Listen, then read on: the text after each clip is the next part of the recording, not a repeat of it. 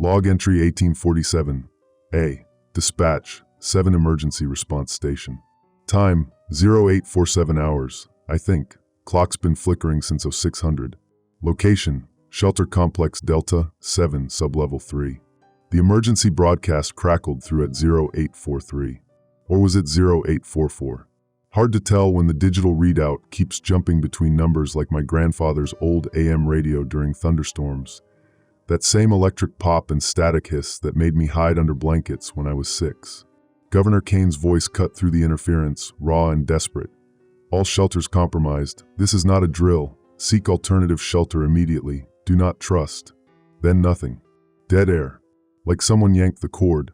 I've been staring at this radio for 11 minutes now. My training manual spread across the desk, open to Emergency Protocol Section 7.3. Maintain shelter integrity confidence until officially notified otherwise. Page 47, paragraph 2, subsection C. I've had this thing memorized since they assigned me to Delta 7 back in March. Coffee stain on the corner from when the ventilation hiccuped that first week, and I jumped, spilling everywhere. Funny how you remember the trivial stuff when the world's ending. The Geiger counter's been humming its mechanical rhythm, tick tick tick tick, like Mom's metronome when she tried teaching me piano. I was 8, couldn't keep time, gave up after 5 lessons. But I can count these clicks. Been doing it since orientation. Helps me stay focused during the long shifts. Right now it's registering 127 per minute. Yesterday's log shows. Wait, let me check again. Yesterday, 119 clicks per minute, 1,400 hours. Today, 127 clicks per minute, 0847 hours. That's an increase of 8 clicks. Radiation doesn't just increase in sealed shelters. Basic Nuclear Safety, Chapter 3, Containment Principles. Not unless something's wrong with containment. The emergency lighting cycle's in a pattern I've started obsessing over. 3 quick flashes, 2-second pause, 2 flashes, 5-second pause, repeat. I've counted 47 complete sequences since Kane's broadcast cut out. Each cycle runs approximately 15 seconds, so that's nearly 12 minutes of dead radio silence. Surface Command should respond within 90 seconds per Emergency Communication Protocol 4.1. Dispatch 7 to Surface Command, requesting immediate clarification on Governor Kane emergency broadcast, over. Static. Always static. Been trying to raise them since the broadcast cut off. Surface Command should respond within 90 seconds per Emergency Communication Protocol 4.1. It's been. I checked my watch. The second hand stuttering between 12 and 1. Great. Another quirk.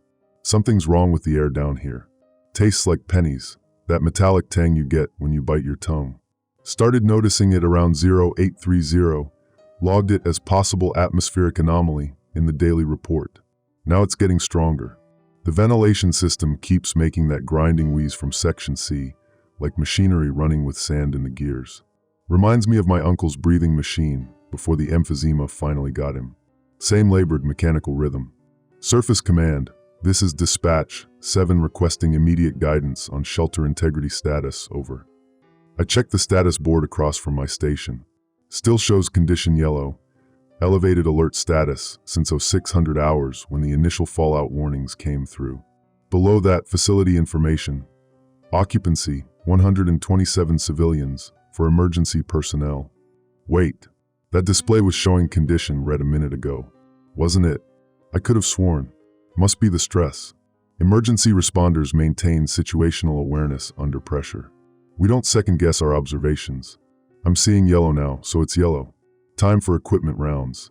The manual specifies hourly checks during elevated alert status.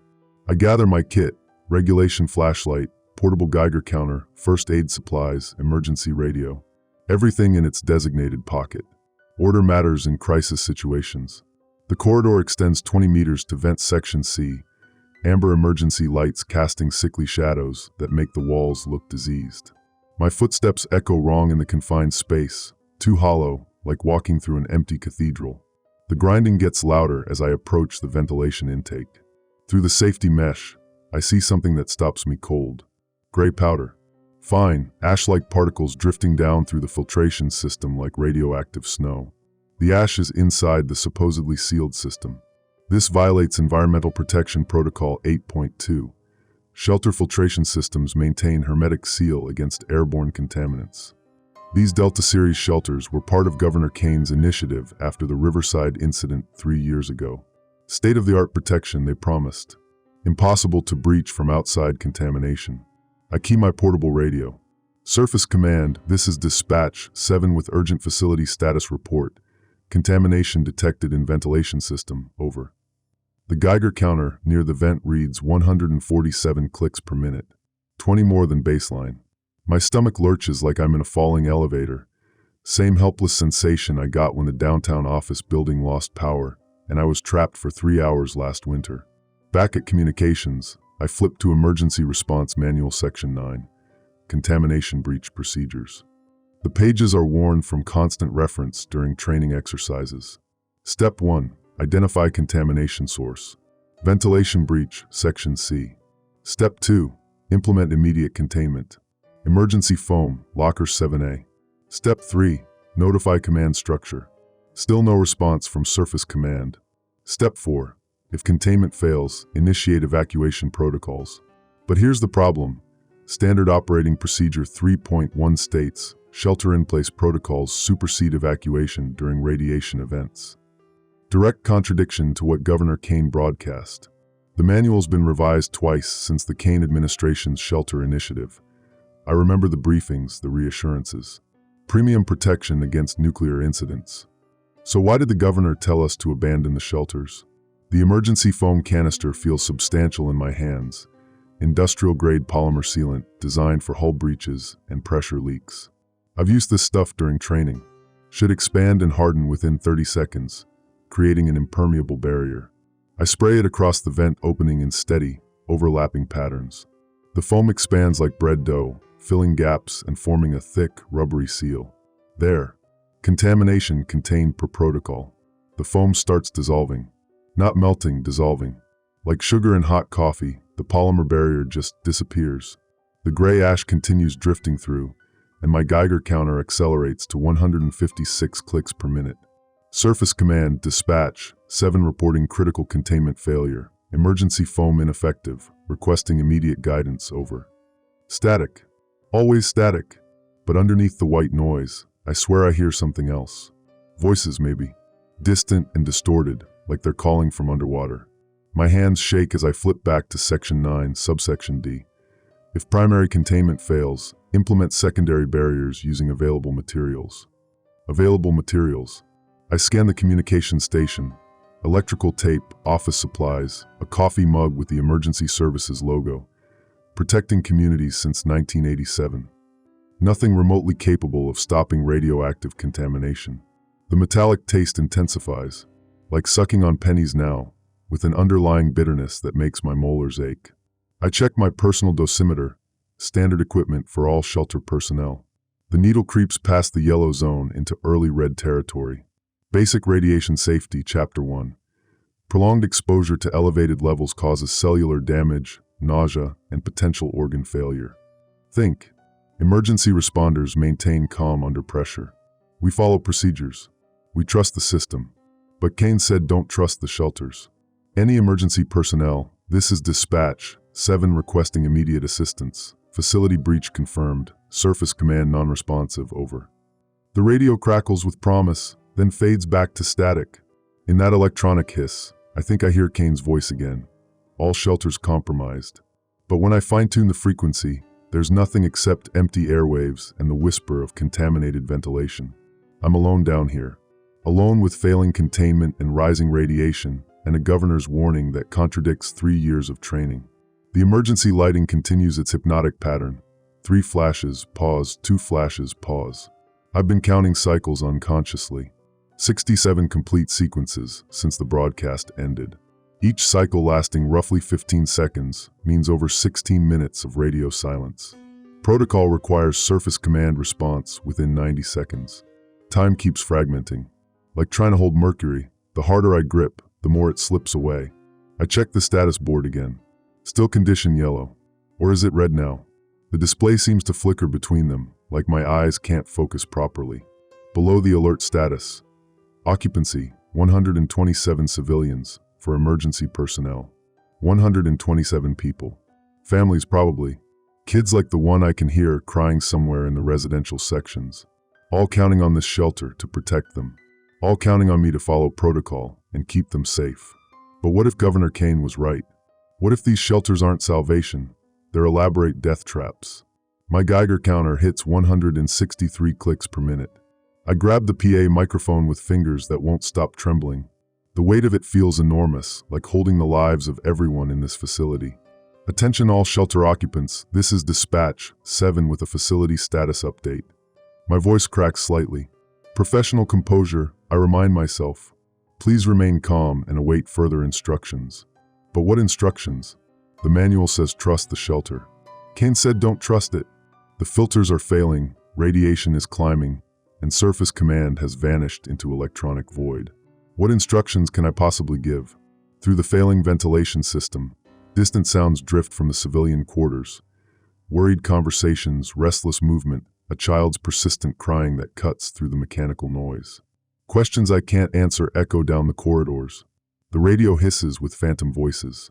In that static, I think I catch fragments of Governor Kane's broadcast again. All shelters, do not trust. But when I adjust the frequency, searching for clarity, there's nothing except empty air and the whispered promise of contaminated wind seeping through systems that were supposed to keep us safe. 127 people. The emergency foam that dissolved like sugar. The ash falling inside a hermetically sealed environment. The Geiger counter that won't stop climbing. Something is very, very wrong with Shelter Delta 7. Log entry 1847, B, Dispatch, 7 Emergency Response Station. Time, 0912 hours, emergency chronometer, main clock dead. Location, Shelter Complex Delta 7, Sublevel 3.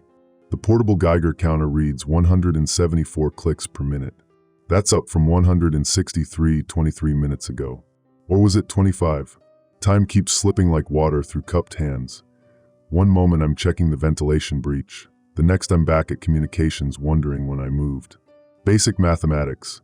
174 minus 163 equals 11 additional clicks in approximately 24 minutes. Radiation doesn't increase linearly in sealed environments. Physics doesn't work that way. Unless the containment isn't sealed. Unless Governor Kane was right.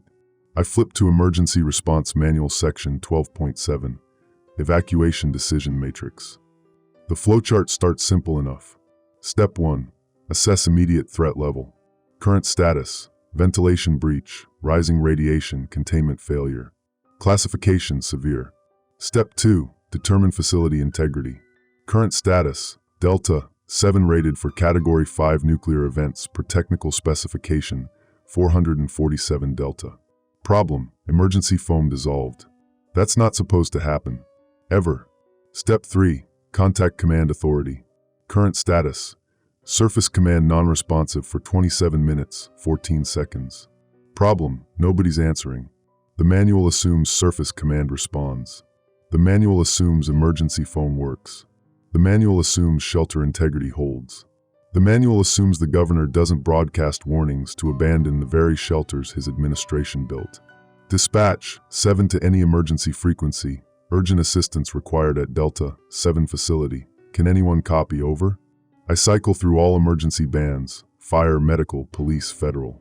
Static on every channel except for faint voice fragments buried in electronic noise. Sounds like multiple transmissions overlapping, creating an audio soup of distress calls from across the region. Wait. There, frequency 155.340. A voice emerges from the static. Dispatch 3 to any units. We're sealed in Baker 2 facility. Radiation climbing. Foam countermeasures failed. Can't raise surface command. Another unit. Same problems. I key the microphone with hands that refuse to stay steady. Dispatch 3, this is Dispatch 7. Copy your transmission. We're experiencing identical failures at Delta 7 over. 7. Thank God someone's responding. What's your radiation status? 174 clicks per minute and climbing. Emergency foam dissolved on contact with contamination. Surface command non-responsive. Same here. 189 clicks. Foam just disappeared. Like it wasn't even there. Dispatch 3. I know that call sign. Emergency responder second class. We did shelter training together last spring at the Regional Emergency Center. Always followed protocol to the letter, never questioned procedures, earned perfect scores on containment simulations. If 3's reporting foam failure too, then this isn't isolated equipment malfunction. This is systematic. 3. What's your take on the governor's broadcast? Shelter abandonment contradicts standard operating procedure 3.1. Pause. Static crackles between us like distant lightning. 7. There's something you need to know about that broadcast. Something in their voice, reluctance, maybe fear, sends ice water through my veins. Copy 3. Go ahead. I've been monitoring command frequencies since 0600. Picked up internal communications before Kane's public broadcast. He evacuated his family at 0630 hours. Private helicopter, personal security detail, the works. Then at 0843, he tells everyone else to abandon shelter. The communications station suddenly feels smaller, walls pressing inward like a shrinking box. Governor Kane evacuated his own family before warning the public. While we were following shelter protocols, he was already airborne. 3. Confirm. Kane evacuated private party before public warning? Copy 3. Gets worse. 7. Intercepted transmission from State Emergency Management indicates Kane administration was briefed on filter defects 8 weeks ago. Technical report 447 Delta identified critical flaws in polymer seals and ventilation design. Approved shelter construction anyway using lowest bidder contracts. My Geiger counter jumps to 181 clicks per minute. The metallic taste in my mouth transforms into something sharper, like biting aluminum foil. My stomach lurches with the beginnings of radiation nausea. Medical Emergency Guide, Chapter 4. First stage exposure symptoms include nausea, metallic taste, and disorientation within 60 to 90 minutes of significant radiation exposure. 7. You still copy? Copy 3. Processing information. But I'm not processing. I'm fragmenting. The emergency lighting cycles, 3 flashes, pause, 2 flashes, pause, seem to synchronize with my pulse, creating a strobe effect that makes shadows dance on the walls like radioactive ghosts. If Kane knew the filters were defective, then these shelters weren't built for protection. They were built for what? Political appearance? Plausible deniability? A way to contain potential contamination witnesses? 3. What's your evacuation status? Are you moving civilians? Long pause. Too long. -7. Can't evacuate. Emergency exits sealed from outside. Explain that. 3. Shelter sealed with security protocols I've never seen. Emergency exit alpha shows command authorization required. Manual overrides don't respond. Electronic locks engaged from external source. The corridor beyond my station stretches into amber-lit darkness. I grab my portable radio and emergency kit, heading for Delta 7's primary evacuation route. Emergency exit alpha, 50 meters north through residential section B. The hallway echoes with muffled conversations from civilian quarters. Families discussing the strange taste in the air, children asking why the emergency lights keep flashing, elderly voices worried about missed medications. Normal people trusting that emergency responders have everything under control. Normal people who don't know their governor fed them to a radioactive grave. Emergency exit alpha sits at the corridor's end, a heavy steel door marked with radiation warnings and evacuation procedures stenciled in bright yellow paint. Standard emergency door, identical to the ones we practiced with during training simulations.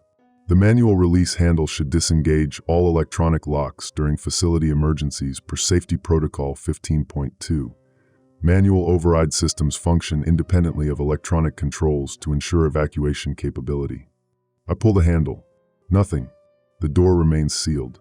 Electronic lock display shows Security Protocol engaged, command authorization required. 3. I need to tell you something. My exits are sealed with identical security protocols. Same message, command authorization required. Confirmed. 7. All Baker, 2 exits show identical lockdown. Been trying manual overrides for 40 minutes. System doesn't recognize emergency responder codes. Same problem. Same systematic failure across multiple facilities. My portable Geiger counter reads 186 clicks per minute. The contamination is spreading faster now, seeping through ventilation systems that were supposed to filter out radioactive particles, but instead seem designed to distribute them evenly throughout the facility. Think. Emergency responders adapt to changing situations. We improvise solutions when standard procedures fail. But what solution exists when the entire system is compromised? I key the radio back to dispatch 3.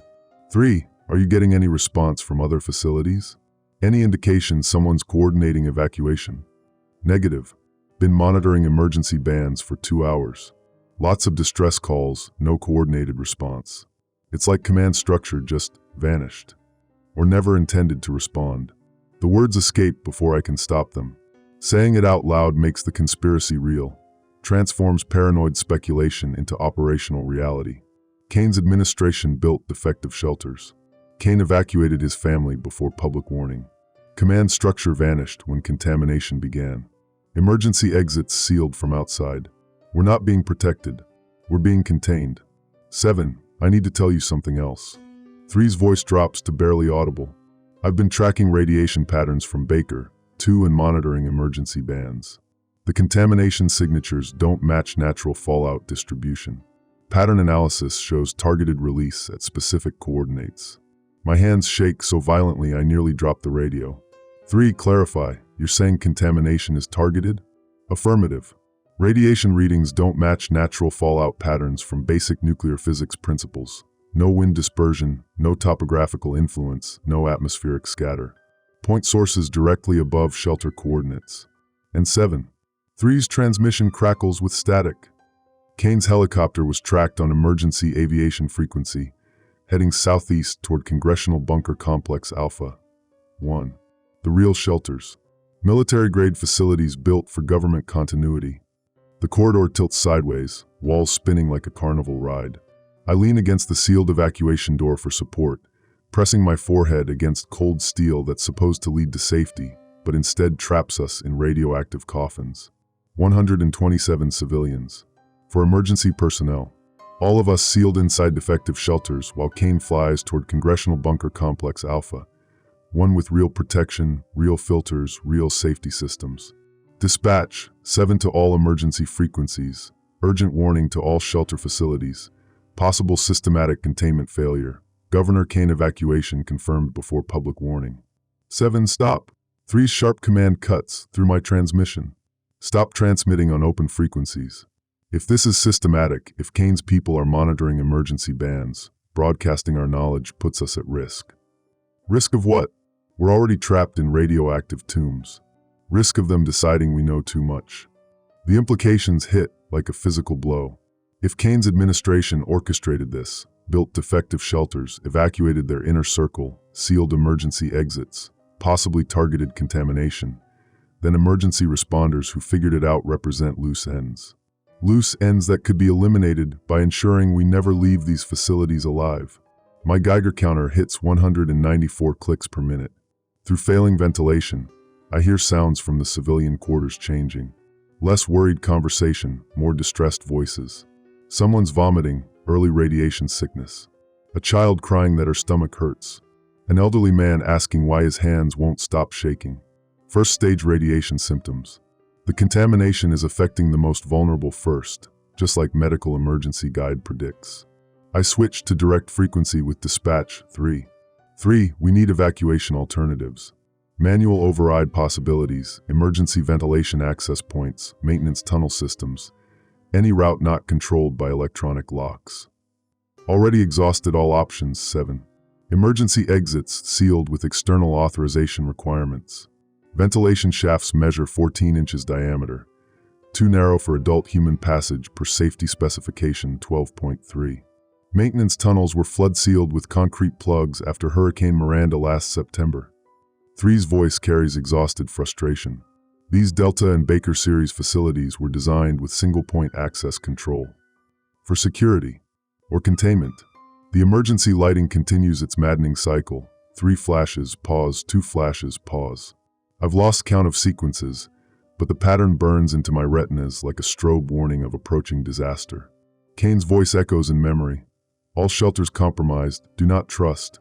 Not a warning about external contamination. A confession about internal design. 3. How long before radiation levels become lethal? Pause. The weight of calculation. Based on current radiation escalation rates and medical emergency guide projections, estimated 6 hours until first fatalities among high-risk populations. Children under 12, adults over 65, anyone with compromised immune systems or pre-existing medical conditions. 6 hours. I grabbed the PA microphone, thumb hovering over the transmission key. 127 people deserve to know the truth.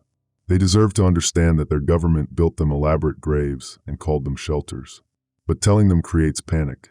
Panic in a sealed environment with nowhere to run leads to violence, trampling, psychological collapse. People will die from terror before radiation has a chance to kill them. Don't tell them they die ignorant. Tell them they die terrified. 7. What's your call? Dispatch. 3 waits for my decision. Outside the communications station, muffled voices discuss strange tastes and emergency lighting patterns. Normal families trying to make sense of abnormal circumstances, trusting that someone in authority has answers. Someone in authority. My Geiger counter reads 201 clicks per minute. 6 hours to first fatalities. No way out. And somewhere above us, Governor Kane flies toward real shelter, while his carefully constructed lie seals us underground with our radioactive graves. The PA microphone feels like it weighs 1,000 pounds. What do I tell them? Log entry 1847C. Dispatch, 7 Emergency Response Station. Time, 1,024 hours. Emergency chronometer holding, main systems dead. Location, Shelter Complex Delta, 7, Sublevel 3. Radiation, 247 clicks per minute and climbing. The PA microphone slips from my trembling fingers, clattering against the communications console like a judge's gavel announcing our death sentence. 247 clicks per minute. The Geiger counter's digital display burns numbers into my vision, red digits climbing toward lethal territory with mechanical precision that makes mockery of human hope. I can't tell them. How do you announce that their government sealed them in radioactive coffins? That Governor Kane evacuated his own family while broadcasting lies to keep everyone else trapped underground? That these shelters were designed to fail from the beginning? My hands shake, not from fear anymore, but from early-stage radiation exposure. Medical Emergency Guide, Chapter 4. Tremors begin approximately 90 to 120 minutes after significant contamination exposure, accompanied by nausea, metallic taste, and cognitive disruption. Wait, 90 to 120 minutes. I've been in Delta 7-4. When did I arrive? Time keeps slipping, but the chronometer shows 1,024 hours. I started monitoring at 0847 hours per my log entries. That's 97 minutes of exposure. Medical Emergency Guide timeline confirmed. I'm experiencing textbook radiation poisoning progression. Cognitive disruption. That explains the temporal slippage, the way seconds stretch into hours then compress into fleeting moments. Time moves like thick liquid, unpredictable and disorienting. Dispatch 7, this is Dispatch 3-7, respond immediately. 3's voice cuts through my fractured thoughts. I grab the radio with hands that feel disconnected from my body. Copy 3. Status unchanged, radiation climbing, exits sealed, civilians showing first-stage symptoms. 7, we have a problem. Multiple problems. Static crackles between us. In the background of 3's transmission, I hear voices. Not the calm discussion from civilian quarters, but sharp arguments, raised voices, the sound of panic spreading through confined spaces like radiation through failing filters. Go ahead 3. Baker, 2 facility just lost primary power. Emergency lighting only. And 7. 3's voice drops to barely audible. I found something. Emergency Management Technical Report, 447 Delta. The real one. Copy 3. What did you find? Kane's administration didn't just approve defective construction. They specifically ordered modifications to standard shelter design. Ventilation systems were deliberately configured for reverse airflow during emergency lockdown. Instead of filtering contamination out, they pull it in. The communication station spins around me like a carousel of death. My Geiger counter jumps to 256 clicks per minute, as if responding to 3's revelation. 3, clarify. You're saying ventilation systems are designed to increase internal contamination? Affirmative. Technical modifications approved personally by Governor Kane 8 weeks ago. Emergency lockdown activates contamination concentration protocols. These facilities aren't shelters, 7. They're gas chambers. Gas chambers. The words hit like physical blows, each syllable a hammer against my skull. Governor Kane didn't build emergency shelters. He built execution facilities disguised as protection. When contamination threatened to expose his administration's nuclear failures, he activated a systematic elimination protocol targeting anyone who might reveal the truth. Emergency responders, civilian witnesses, anyone with knowledge of the original contamination event. All of us sealed underground while Kane flies toward Congressional Bunker Complex Alpha, one with real protection. Dispatch 3, urgent clarification needed. How many facilities affected? Unknown. Emergency band monitoring suggests multiple Delta and Baker series shelters reporting identical problems. All foam failures, all sealed exits, all climbing radiation. Multiple facilities. This isn't isolated. It's coordinated mass elimination disguised as emergency protocol. My portable radio crackles with incoming transmission on frequency 155.340. Any emergency units, this is dispatch, 12 at Charlie 4 facility. Radiation at 300 plus clicks, emergency exits sealed, foam countermeasures failed. If anyone copies this, Kane's people are monitoring command frequencies. They know we figured it out. The transmission cuts to electronic shriek, then silence. Charlie 4 facility. Dispatch 12. Gone. 3. Did you copy that transmission? Copy 7. Charlie 4 went silent. That makes 7 facilities off emergency bands in the last 40 minutes. 7 facilities. 7 graveyards full of emergency responders and civilians who trusted their government to protect them. 7. There's more. I intercepted encrypted state emergency management communications 20 minutes ago. Kane's helicopter is being tracked by military radar. Flight path confirms destination Congressional Bunker Complex Alpha. 1. Estimated arrival 1,100 hours. 1,100 hours. 36 minutes from now. Kane reaches safety in 36 minutes while we die slowly in his radioactive execution chambers. Through the communications station doorway, civilian voices grow more distressed. Someone's vomiting violently. The sound echoes through corridor acoustics like a herald of approaching death. A child screams that everything tastes like metal. Multiple conversations dissolve into worried arguments about strange symptoms and failing air quality. They're dying. 127 innocent people are dying because they trusted emergency shelters built by a governor who ordered their murders. Dispatch 3. I need to ask you something directly. Go ahead, 7. Are you experiencing radiation symptoms? Tremors, nausea, cognitive disruption? Pause. Too long. Affirmative. Started approximately 30 minutes ago. Hands shake, stomach cramps, time distortion. Classic first stage exposure. Both of us contaminated. Both of us trapped. Both of us abandoned by the very system we swore to serve. But Dispatch 3 is still thinking clearly, still analyzing technical reports, still intercepting encrypted communications.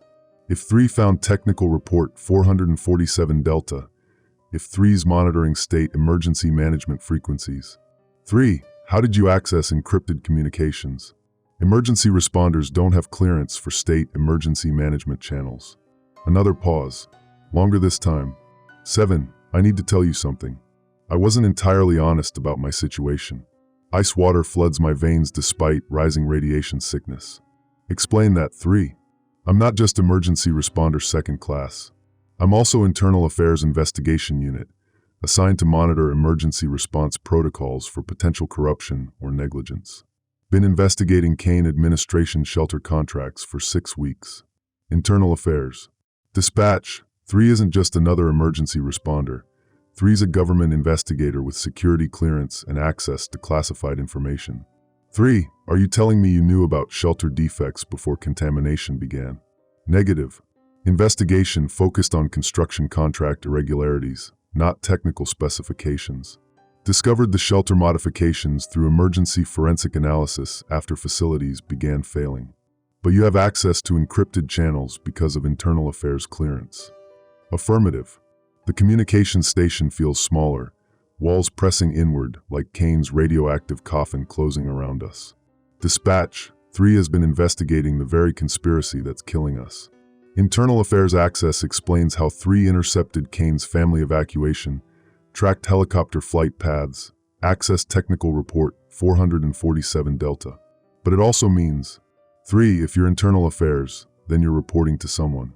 Someone in government hierarchy, who authorized investigation into Kane administration, was reporting 7. Lost contact with investigation supervisor at 0830 hours. All internal affairs frequencies went silent after Kane's public broadcast. All internal affairs frequencies went silent. Kane didn't just eliminate shelter witnesses, he eliminated the investigators who might expose him.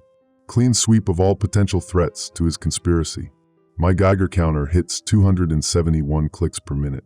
Each tick feels like a nail in my coffin, marking time until Kane's execution protocol completes. My Geiger counter hits 271 clicks per minute. The metallic taste in my mouth intensifies until I can barely swallow. Nausea comes in waves, each one stronger than the last. Medical Emergency Guide, Chapter 4. Second stage symptoms begin 2 to 3 hours post-exposure, including severe nausea, vomiting, and acute cognitive disruption. Second stage. We're entering the phase where rescue becomes impossible even if exits weren't sealed. 3. I need to know something else. As internal affairs, do you have any emergency protocols for exposing government conspiracy? Any way to document Kane's actions for future prosecution? -7. All documentation systems require encrypted uplink to internal affairs servers. Servers went offline when investigation supervisor lost contact. No documentation, no evidence, no way to expose Kane's systematic murder even if we somehow survived. Perfect crime. Kane eliminates all witnesses, all investigators, all evidence, leaving only radiation-poisoned corpses in sealed shelters. Through failing ventilation, sounds from civilian quarters change again. Less conversation, more distressed moaning. Someone's crying that their vision is blurring, early neural symptom of radiation exposure. Multiple people vomiting simultaneously, bodies hitting the floor with increasing frequency. Children dying first, just like Medical Emergency Guide predicted. Their smaller bodies process contamination faster, reach lethal levels sooner. I grabbed the PA microphone again, thumb hovering over transmission key. 127 people deserve to know the truth before they die. They deserve to understand that their government murdered them. 7. Don't transmit on PA system.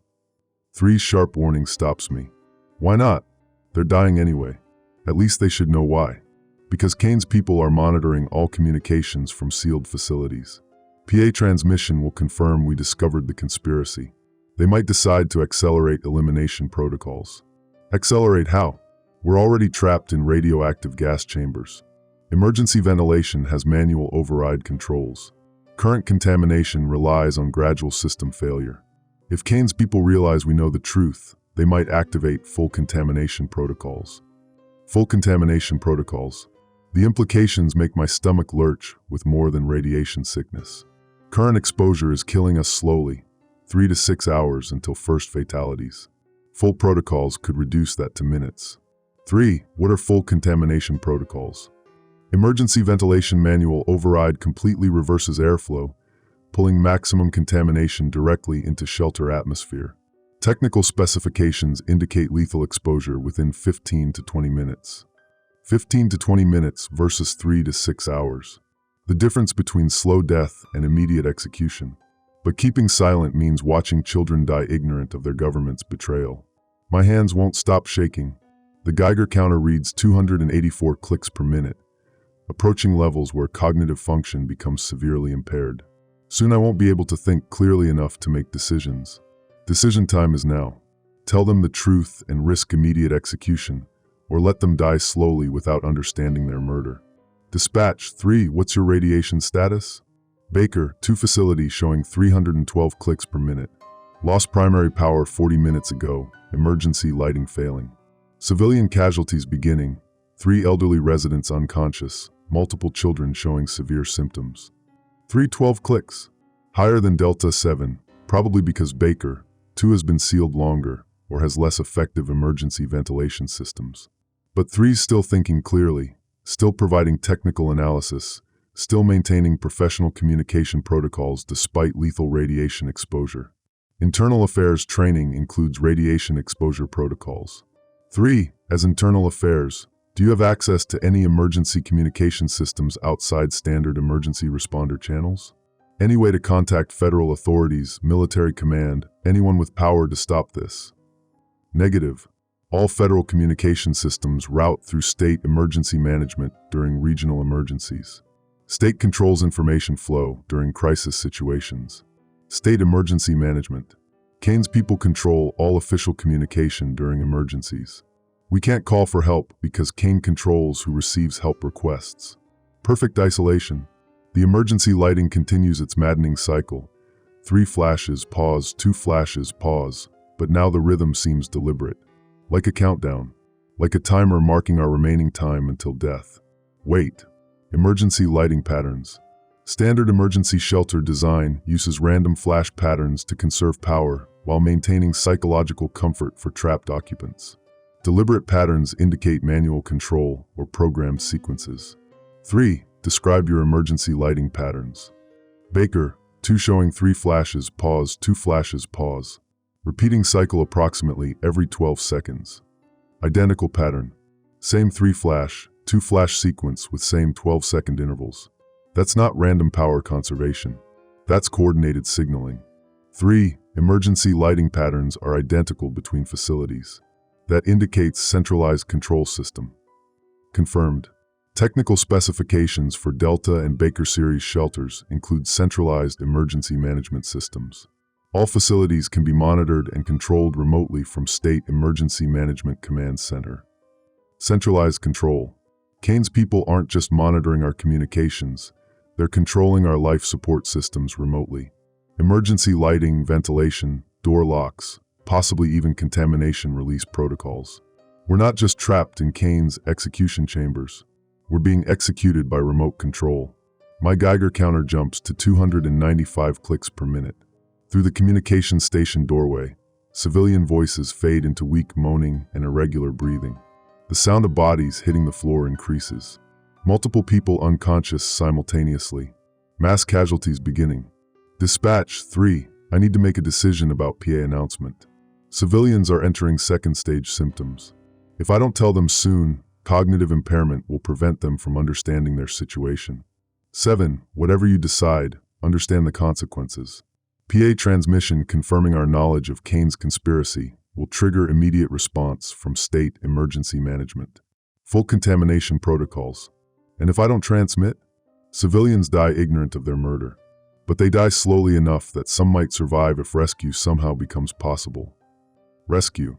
As if anyone's coming to save us from Kane's execution chambers. But Dispatch 3 still maintains hope for rescue, still considers survival possibilities despite internal affairs clearance and access to classified information about systematic shelter elimination.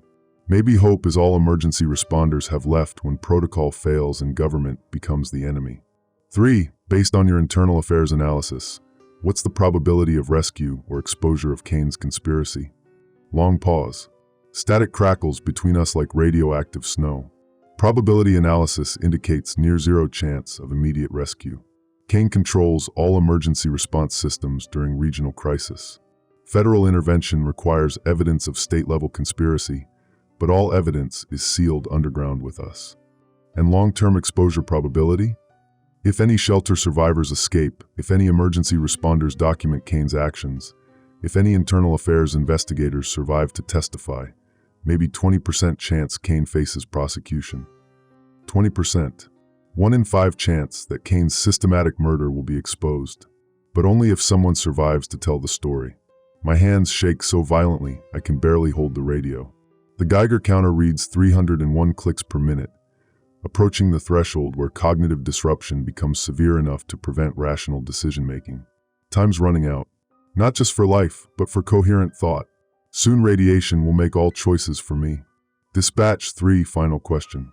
As internal affairs investigator, do you believe PA announcement serves any investigative purpose? Any chance transmitted information could be preserved as evidence? Negative.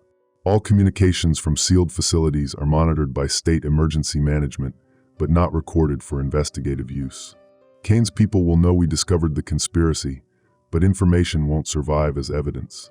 No investigative purpose. PA announcement risks immediate execution without providing evidential value. But civilian families are dying ignorant of their government's betrayal. Children are unconscious from radiation poisoning, not understanding that their shelters were designed to kill them. Do they deserve truth in their final hours, even if truth brings faster death?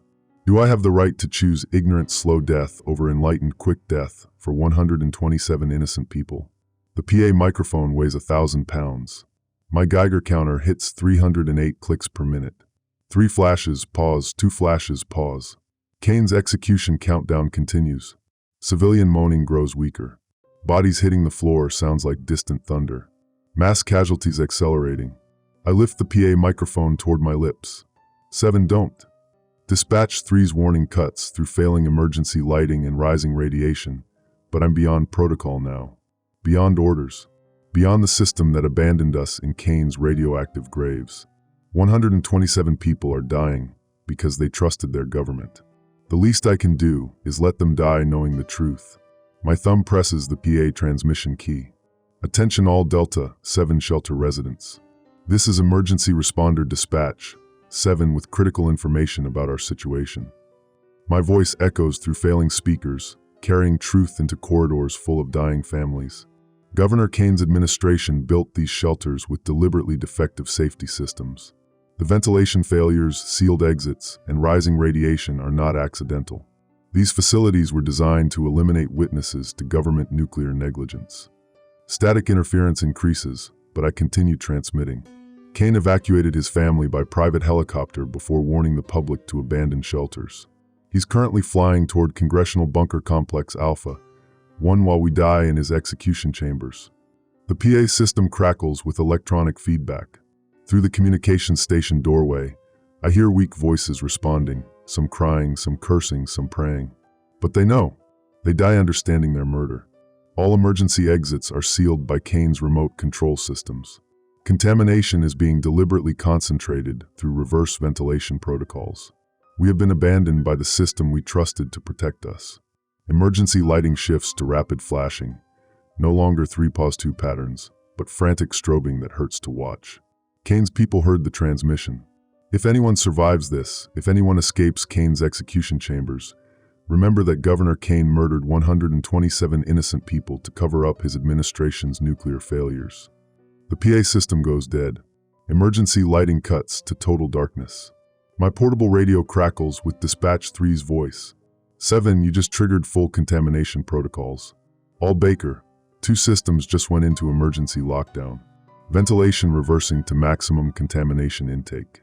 In the darkness, my Geiger counter's display shows 341 clicks per minute and climbing rapidly. Behind me, civilian quarters fill with screams as reversed ventilation pulls lethal contamination directly into living spaces. 15 to 20 minutes until death. But they die knowing the truth. Kane murdered us all. And somewhere above, flying towards safety, Governor Kane learns that his perfect crime has been exposed by dying emergency responders who chose truth over survival. The Geiger counter hits 387 clicks per minute. Emergency lighting flickers once, then dies forever. In radioactive darkness, I smile despite blood trickling from my nose, late-stage radiation symptom. Kane wins his systematic elimination, but he doesn't win clean. 127 witnesses died knowing their government murdered them. And somewhere in the dark, maybe Dispatch, 3 survives long enough to document this betrayal. Maybe truth outlives its messengers. The Geiger counter hits 412 clicks per minute. My final log entry ends here. Log entry 1851 final. Dispatch, 7 emergency response station. Time, unknown, chronometer failed, temporal displacement severe. Location, Delta, 7 shelter ruins, emergency communications bunker. Radiation, counter maxed at 999 plus clicks, display cracked. Status, terminal exposure confirmed. The Geiger counter died at 847 clicks per minute. Display cracked, digital readout frozen on 999s like slot machine jackpot announcing death. Emergency lighting never returned after Kane's people triggered full contamination protocols. Been counting time by my own heartbeat, but rhythm keeps changing. Radiation poisoning affects cardiac function, makes internal chronometer unreliable as government promises. How long since the PA announcement? Minutes? Hours? Time moves like contaminated sludge, thick and poisonous. But I'm still thinking, still recording, still breathing air that tastes like liquid metal and burning electronics. That shouldn't be possible. Medical Emergency Guide, Chapter 4. Exposure levels exceeding 400 clicks per minute result in death within 15 to 20 minutes absent immediate medical intervention. My counter hit 412 before it died. When was that? Heart rhythm suggests 43 minutes, maybe longer. Should be dead. Should have stopped thinking coherently after 500 plus click exposure. But emergency communications bunker has independent air filtration. Emergency responder stations built with redundant life support for exactly this scenario. When primary shelter systems fail, communications operators maintain functionality long enough to coordinate rescue operations. Emergency protocols work even when government doesn't. Through cracked communications door, Delta, 7 main corridors have gone silent. No more crying. No more arguments. No sounds of bodies hitting floors. Either everyone's unconscious or, don't think about that. Focus on what emergency responders do when protocol fails and government becomes the enemy. Document everything. My portable radio still functions. Emergency frequency 155.340 carries scattered transmissions from dying facilities. Dispatch 16 Foxtrot 3 facility. Anyone copy, radiation critical, all exits sealed. Kane's people monitoring everything. If anyone gets this, tell them we figured out the truth. Static swallows Dispatch 16's voice. Emergency responders Alpha 8 and Alpha 12 Charlie 7 facility going dark. Emergency lighting failed. Ventilation reversed. Kane murdered us all. Repeat, Kane murdered everyone. Another voice lost to electronic grave. But they're documenting. Emergency responders dying in radioactive darkness, using final moments to record government betrayal. Creating evidence that might survive even if we don't. Dispatch 3 hasn't transmitted in. Heart rhythm suggests 27 minutes. Baker 2 facility probably lost power completely when Kane's people activated full contamination protocols. Internal affairs investigator with security clearance, dead in Kane's execution chamber along with innocent civilians who trusted emergency shelters. But 3 gave me something before dying. Technical report 447 Delta. Evidence of premeditated murder disguised as emergency protocol.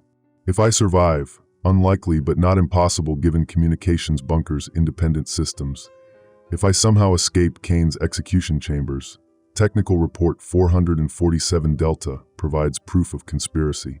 Internal affairs documentation trumps state emergency management in federal courts. But survival requires functional exit route. All primary exits sealed by Kane's remote control. Emergency communications bunkers have separate escape protocols, designed for exactly this scenario. Emergency Responder Technical Manual, Section 12. Communications operators maintain independent egress systems, including emergency tunnels connecting to surface access points beyond primary facility perimeter. Emergency tunnel. Communications bunker to surface, bypassing Kane's sealed exits. Manual suggests tunnel access behind communications equipment banks. Haven't checked because focus remained on coordinating rescue operations, maintaining contact with other facilities, documenting Kane's systematic elimination. But rescue never came. Other facilities went silent one by one. Kane's murder protocol succeeded across multiple locations. Time to stop coordinating and start surviving. I push away from communications station on legs that feel disconnected from rational thought. Radiation affects motor control, makes movement clumsy and unpredictable. But communications bunker layout follows standard emergency design. Equipment banks along north wall, with maintenance access behind. Behind Bank C, hidden panel marked Emergency Egress, Communications Personnel Only. Panel unlocks with my Dispatch 7 access card. Beyond, narrow tunnel slopes upward into absolute darkness.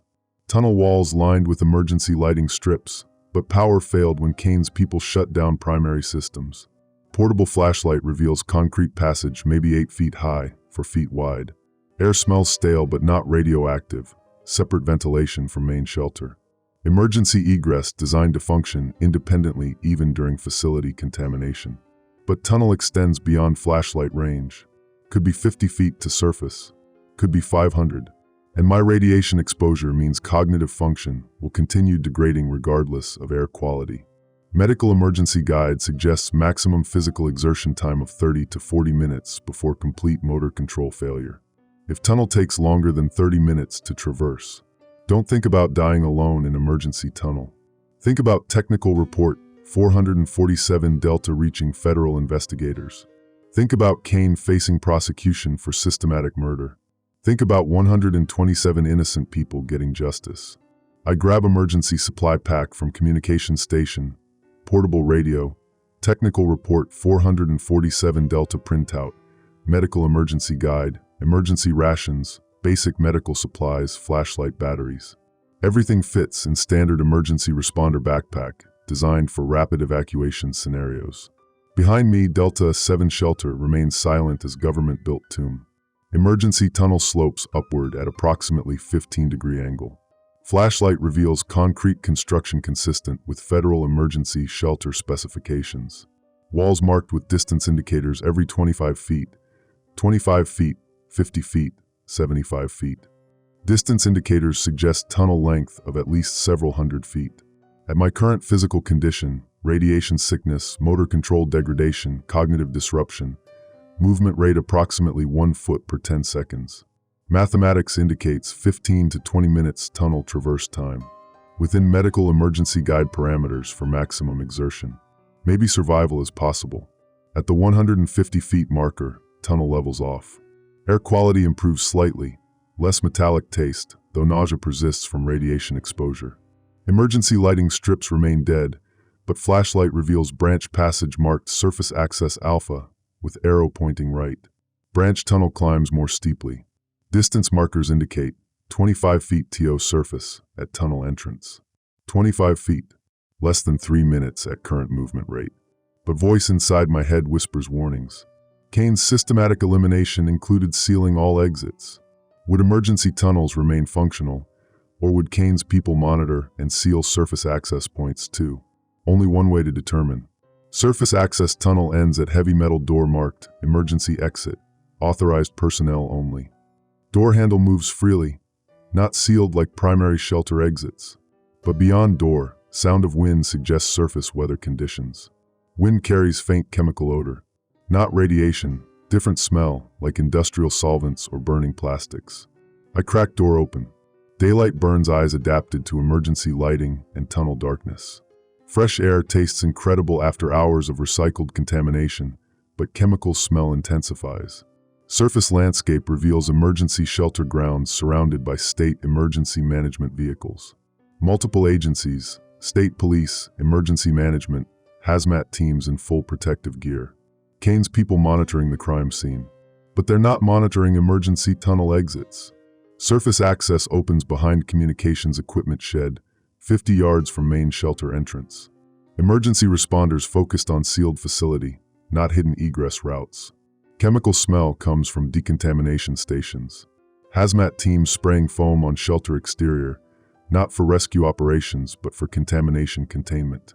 Making sure Kane's radioactive evidence doesn't spread beyond target zones. Cleanup operation, not rescue operation. I wait behind equipment shed, watching through door crack. State police vehicles surround shelter perimeter. Emergency management officials coordinate containment procedures. Multiple agency communication suggests federal oversight, but all personnel wear state emergency management identification. Kane's people controlling federal response through state emergency authority. Perfect cover-up. Federal agencies respond to state emergency request, but state controls information flow and operational priorities. Kane's systematic murder disguised as competent emergency response to unprecedented contamination event. But emergency responders know something's wrong. Overheard radio conversations suggest confusion about sealed exits, questions about reverse ventilation, concerns about multiple simultaneous facility failures. Kane's conspiracy depends on controlling information, but he can't control every emergency responder's professional instincts. Window of opportunity exists.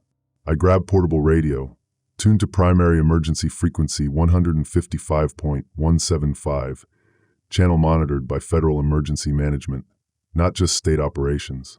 Federal Emergency Management, this is Emergency Responder Dispatch, 7 with critical information regarding multiple shelter failures. Request immediate contact with Federal Investigation Authority. Response comes within seconds. Dispatch 7, this is Federal Emergency Coordinator Harrison.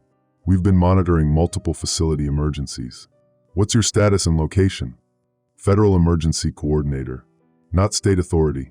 Outside Kane's direct control. Coordinator Harrison, I'm emergency responder with survivors from Delta 7 facility. Have documentation proving shelter failures were deliberate sabotage by state government. Governor Kane's administration built execution chambers disguised as emergency shelters. Static pause. Then, Dispatch 7, that's a serious accusation. Can you provide evidence? Affirmative. Internal Affairs Technical Report 447 Delta documents deliberate modification of emergency shelter ventilation systems. Governor Kane personally approved reverse airflow protocols designed to concentrate contamination rather than filter it out. Dispatch 7 maintain position.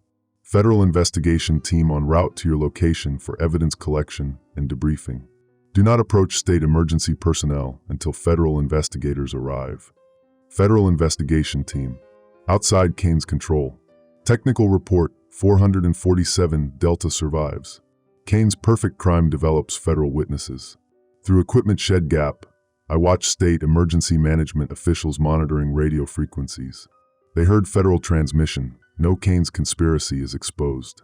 Rapid consultation, urgent radio calls, vehicles moving toward new positions. Kane's people adapting to federal intervention, but adaptation confirms guilt. Innocent emergency response wouldn't change operational priorities based on federal investigation requests. Time passes in radiation-sick distortion. Minutes stretch into hours, then compress into seconds.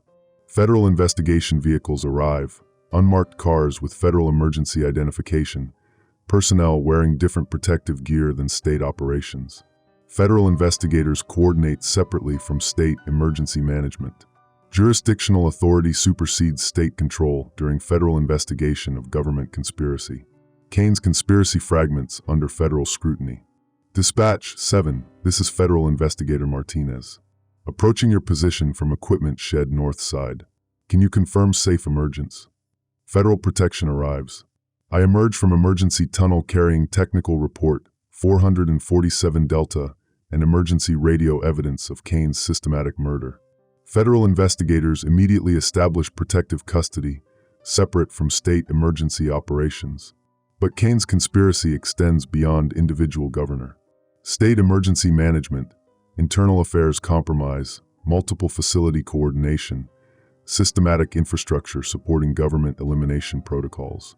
How deep does Kane's conspiracy reach? How many officials participated in systematic murder disguised as emergency response? Federal investigation will determine scope of government betrayal. Federal Investigation Incident Report, preliminary. Classification, Secret/Federal Investigation Authority. Date, redacted. Investigating officers, Martinez, Chun, Williams. Subject, Dispatch 7 testimony and physical evidence. Key findings. Technical report 447 Delta confirms deliberate modification of emergency shelter systems. Multiple emergency responder testimonies document coordinated facility failures. Governor Kane's helicopter flight logs confirm evacuation during public shelter-in-place advisory. State emergency management communications intercepts reveal coordination of containment operations. Casualty assessment. Delta 7 facility. 127 civilian casualties, 1 survivor, Dispatch 7. Baker 2 facility. 89 civilian casualties, no survivors confirmed. Charlie 4 facility. 156 civilian casualties, no survivors confirmed. Additional facilities under investigation. Evidence status. Physical. Technical report 447 Delta. Emergency radio recordings, shelter modification blueprints. Witness, Dispatch 7 survivor testimony, recorded emergency transmissions. Documentary, state communications intercepts, helicopter flight logs, contamination timeline analysis. Current investigation status, expanding to federal conspiracy charges. Dispatch 7 personal log, final entry. Time, unknown, federal medical facility, day 3 post-exposure. Location, Federal Medical Center, protective custody. Radiation, stable, medical treatment ongoing. Status, survivor. Federal doctors say radiation exposure should have killed me within hours. Emergency communications bunkers independent filtration saved my life, but cellular damage remains extensive. Long-term prognosis uncertain, cancer risk high, immune system compromised, cognitive effects may persist. But I'm alive. 127 Delta, 7 residents died in Kane's execution chamber, but 1 witness survived to document their murder. Kane's conspiracy collapses under federal investigation. Governor facing multiple federal charges, including conspiracy to commit mass murder, misuse of emergency authority, obstruction of federal oversight. State emergency management officials arrested. Internal affairs investigation expanded to identify additional co-conspirators. But conspiracy reaches deeper than initial investigation revealed. Congressional hearings scheduled to examine systematic emergency shelter sabotage across multiple states. How many governors participated in elimination protocols? How many emergency facilities were designed as execution chambers? Kane's conspiracy may represent fraction of larger systematic infrastructure designed to eliminate witnesses to government nuclear failures. Emergency responders who died documenting Kane's betrayal. Dispatch, 3 Dispatch, 12 Dispatch 16, dozens of others. Their final transmissions provide evidence chain establishing pattern of coordinated murder across multiple facilities and jurisdictions. They died believing their documentation might expose government conspiracy. They were right. Federal investigation continues. Congressional hearings proceed. Kane's systematic murder becomes federal case study in government conspiracy detection and prevention. 127 innocent people died trusting emergency shelters built by their government. But their deaths weren't meaningless. Their murder exposes systematic infrastructure that might have killed thousands more in future emergencies. Justice moves slowly, but documentation survives. Kane's perfect crime becomes imperfect evidence. Truth outlives its messengers. News transcript. Source: Federal Broadcasting Emergency Network. Date: 6 months post-incident. Classification: Public record. Former Governor Kane sentenced to life imprisonment on federal charges, including conspiracy to commit mass murder and misuse of emergency authority. Congressional investigation reveals systematic emergency shelter sabotage across 7 states, resulting in over 400 civilian casualties during coordinated elimination operations. Federal emergency management implementing new oversight protocols preventing state control of federal emergency response. Emergency shelter designs subject to independent federal inspection, with mandatory federal personnel maintaining oversight during regional emergencies. Memorial established honoring emergency responders who documented government conspiracy while dying from radiation exposure. Dispatch, 7, sole survivor of Delta 7 facility, testified that fallen emergency responders chose truth over survival, documentation over silence. Kane's systematic murder becomes cautionary tale taught in federal emergency response training. Emergency responders learn that protocol means nothing when government becomes the enemy. But documentation endures. Truth survives. Even in radioactive darkness, witnesses preserve evidence for justice. Governor Kane murdered 427 innocent people across 7 facilities. But he couldn't murder the truth. End of final log entry. Dispatch, 7 emergency response testimony concluded.